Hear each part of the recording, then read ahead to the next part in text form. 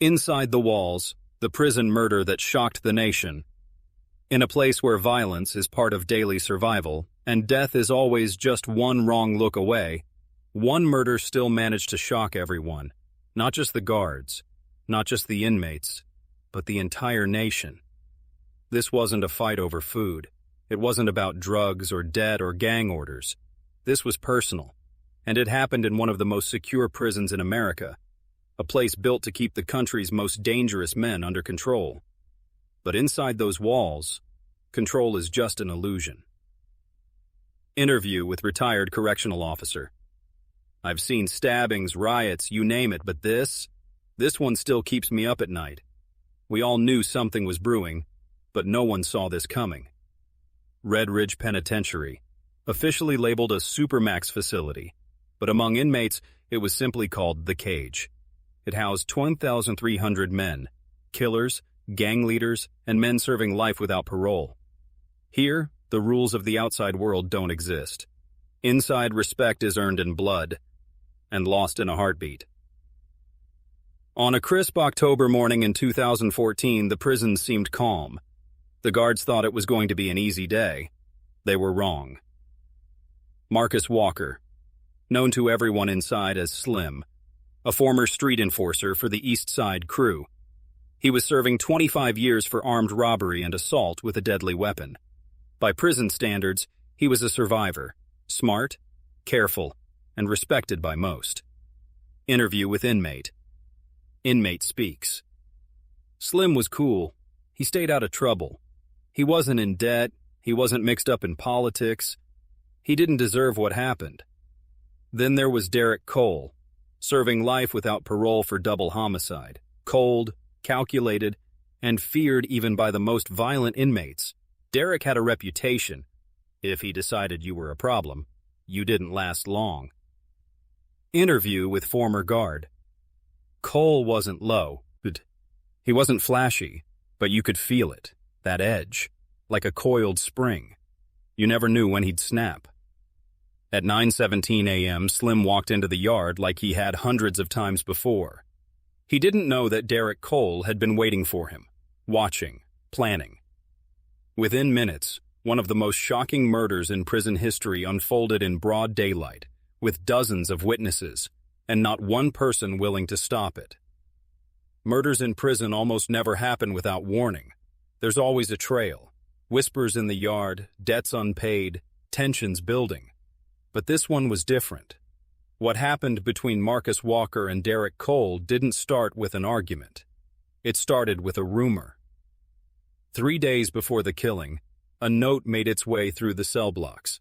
No one knows exactly who wrote it, but the message was clear. Slim's been talking to the feds. Interview with prison informant. Once that kind of thing gets said about you, you're done. Doesn't matter if it's true or not. The politics inside, you can't survive that kind of label. Inside Red Ridge, being called a snitch was a death sentence. The gangs controlled more than the guards, and their code was absolute. No rats. And Derrick Cole? He was the enforcer who made sure that code was followed. Cole didn't ask questions. If the higher-up said someone was dirty, he handled it. Quick, brutal, permanent. Friends said Slim didn't seem scared, but there were signs. He stopped going to the weight pit. He ate alone. He kept looking over his shoulder. Some say he even asked a guard for a transfer to protective custody. But it never happened. Interview with former guard. We hear those requests all the time. Half the time it's just drama between inmates. We didn't think it was serious. Turns out, it was the most serious thing in the world. The night before the murder, Cole got the G's. Greenlight. Prison slang for permission to kill. It came from one of the most feared gang leaders inside, a man who rarely spoke but whose word was law. Interview with former inmate. Once the green light's on you, you can't sleep. You can't eat. Every noise outside your cell, you think it's the last thing you'll hear. Slim walked out into the yard that morning like it was just another day. But Cole? He had a different plan. He'd already sharpened his weapon, a piece of metal from a broken bed frame, honed to a deadly point. Inside prison, you don't just kill a man. You send a message. and Cole's message would echo far beyond Red Ridge's walls. 9:19 a.m. Marcus Walker is talking to another inmate near the fence. Derrick Cole approaches from behind, moving fast but casual, the way predators walk when they know the kill is theirs. What happened next lasted just 19 seconds, but changed everything. The first stab hit Slim's kidney. He spun, tried to defend himself, but Cole was relentless.